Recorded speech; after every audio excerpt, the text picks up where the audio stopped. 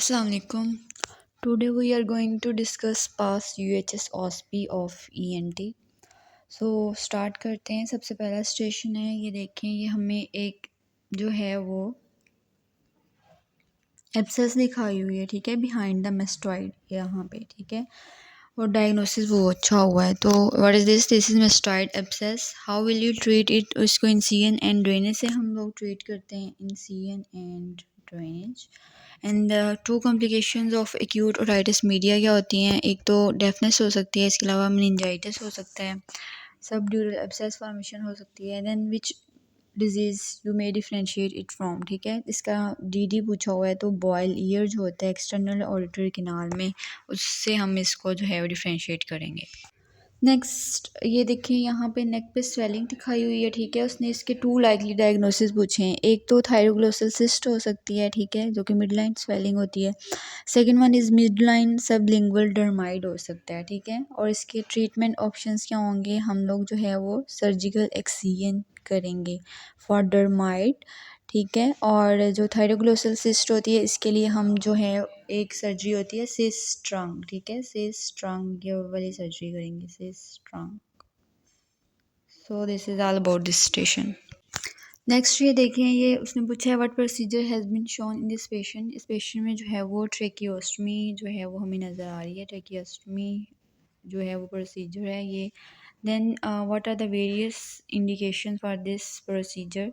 तो क्या इंडिकेशंस होती हैं, एक तो ये होता है कि अगर रेस्पिरेटरी ऑब्स्ट्रक्शन हो, ठीक है, रेस्पिरेटरी ट्रैक ऑब्स्ट्रक्शन हो। देन अगर रेस्पिरेटरी जो है वो इनसफिशेंसी हो, ठीक है। देन अगर हमने प्रोटेक्शन ऑफ लोअर एयरवे करनी हो। Then name two types of incision, तो इसमें हम कौन से इंसिजन देते हैं, एक तो हॉरिजॉन्टल देते हैं, दूसरा जो है वो वर्टिकल इंसिजन देते हैं, ठीक है।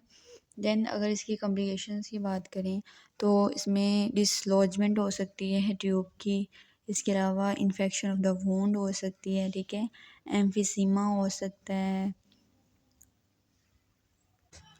नेक्स्ट स्टेशन है, a 15 year old pale looking boy present with history of severe nose bleed, ठीक है, एक तो एज देखें 15 ईयर्स है उसकी, देन उसकी स्वेयर ब्लीडिंग हो रही है, तो what is the probable diagnosis, तो दिस इज़ एंजियोफाइब्रोमा, ठीक है, angiofibroma.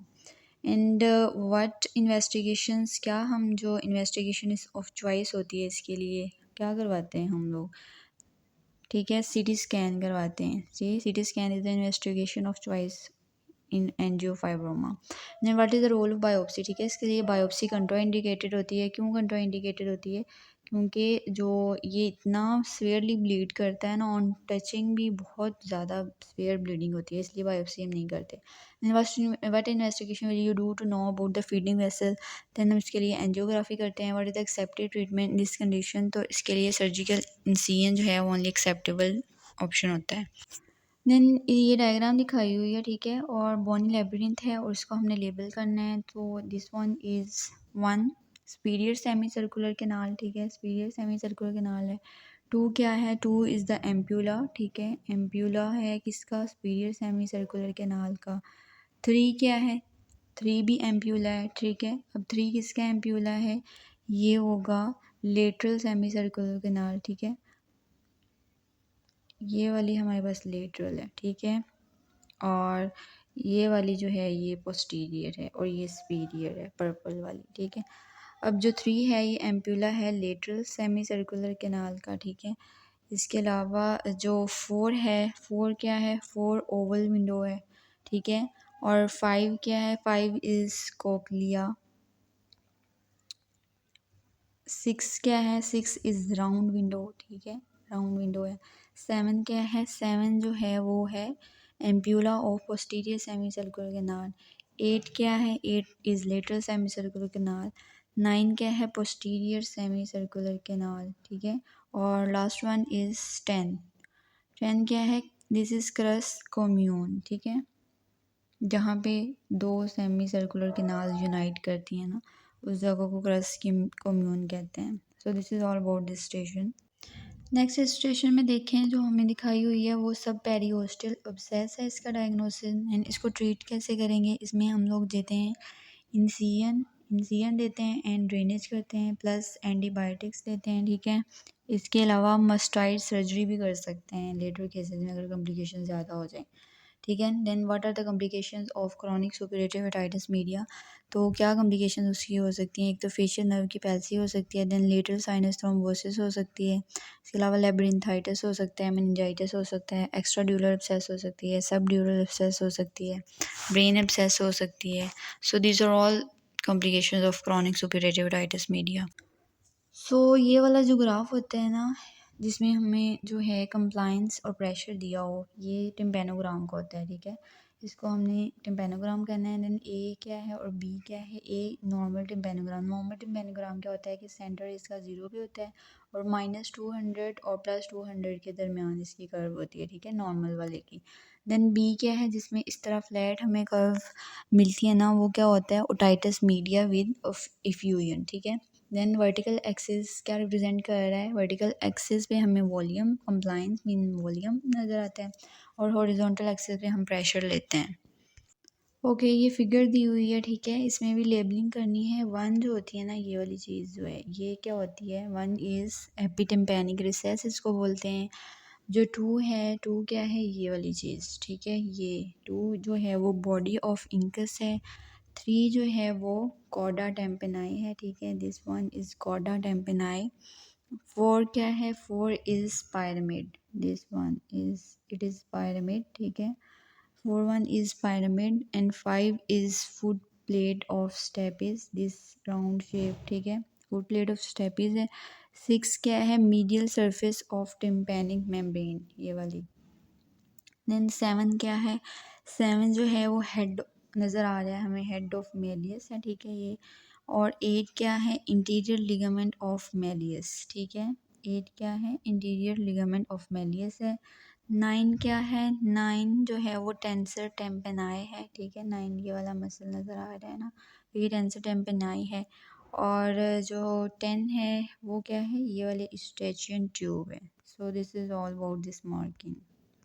So next station is a 5-year-old boy is brought by the mother with recurrent episodes of nosebleed, no history of any bleeding disorder. On examination there is dilated vessel just behind the columella, ठीक है। just behind the columella हमारे पास जो है कौन सी होती है vessel, retro कोल्यूमिलर when होती है, ठीक है। What is the commonest cause of nose bleed in children में क्या होता है, रिपीटेड नोज पिकिंग की वजह से जो है ब्लीडिंग होती है।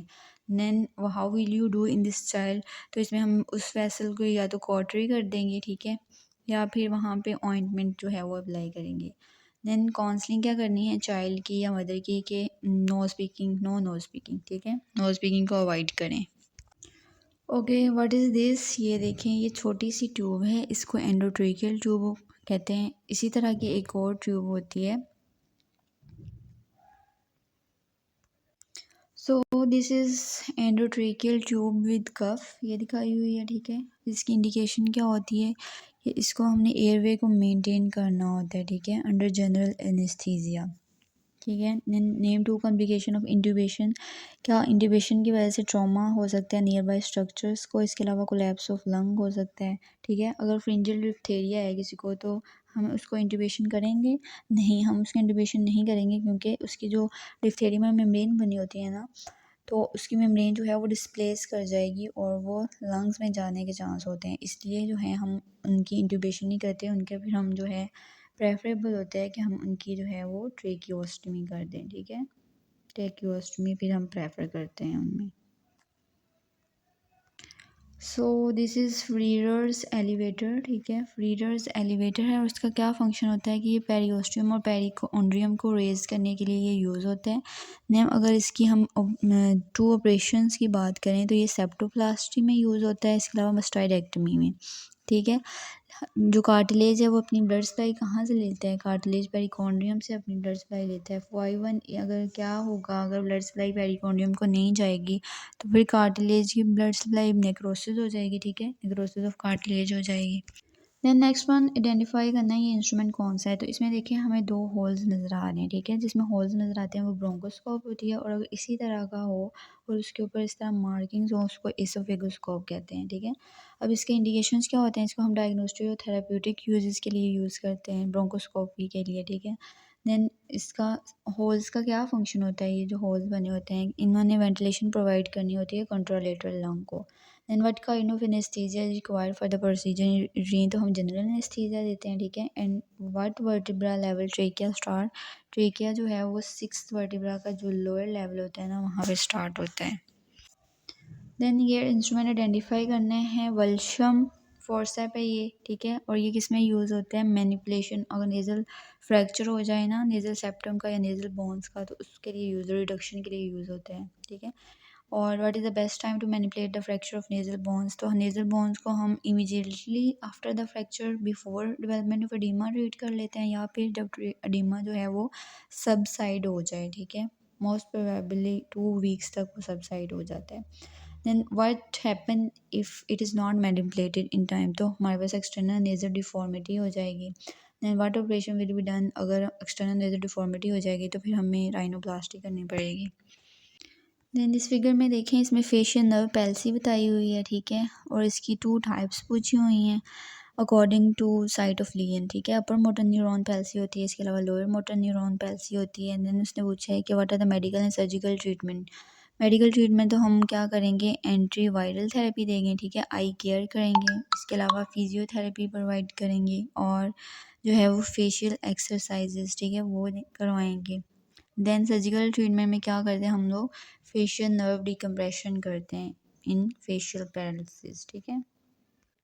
देन ये देखें, ये मिडलाइन स्वेलिंग है, ये क्या है, थायरोग्लोसल सिस्ट है, इसके लिए हम क्या इन्वेस्टिगेशन करवाएंगे, हम थायराइड स्कैन करवाएंगे।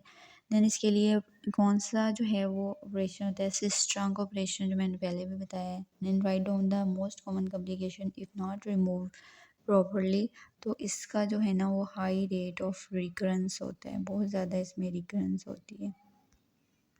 Again this is facial paralysis, ठीक है।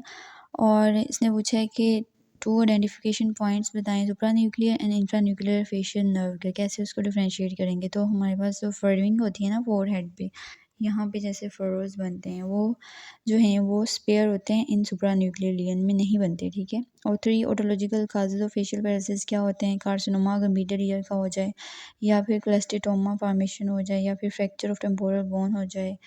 देन इसके 2 टेस्ट कौन से हैं फॉर फेशियल पैरालिसिस, एक तो स्टेपिडियल रिफ्लेक्स है, ठीक है, एक शिरमर टेस्ट है।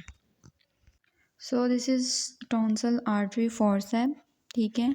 और ये यूज़ किस में होता है, टॉन्सिलेक्टमी में यूज़ करते हैं इसको।